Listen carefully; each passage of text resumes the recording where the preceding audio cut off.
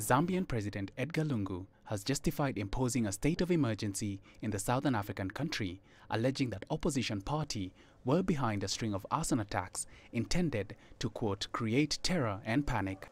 Several fires, including one that burnt down the main market in the capital Lusaka, have been at the center of a rising political tension in Zambia. Lungu added that if the International Monetary Fund found the emergency powers to be ill-advised, it was free to terminate talks meant to provide financial assistance to Zambia. This power I've invoked is only for 7 days because Parliament is sitting. So we have to move a motion in Parliament. And if IMF thinks we have gone beyond the norms of good governance and democracy, they are free to go.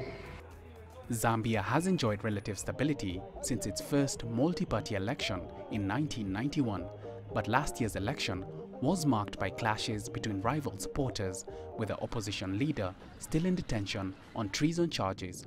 The main opposition party argues that Lungu's use of emergency powers was unnecessary and that it is a ploy to make it easier for police to arrest opposition supporters. The state of emergency laws in Zambia increase police powers of detention and arrest, as well as prohibit public meetings and close roads, something that many Zambians feel will be an infringement of their rights. When there is a state of emergency, that all the rights are taken away from us. So now, if my rights are taken away from me, for instance, how am I going to live? How can I live as a human being? No freedom of movement, no freedom of speech, no freedom of expression. You understand? For me as a student, I think it's going to be inconveniencing. If I'm going to have time limits as to when I'm supposed to go to school, I think it's going to be inconveniencing because I would have some time that I've set for myself maybe to study. So if I'm having those limits, it's going to inconvenience my work at school. The state of emergency is to control the crime which is happening by the day of the time.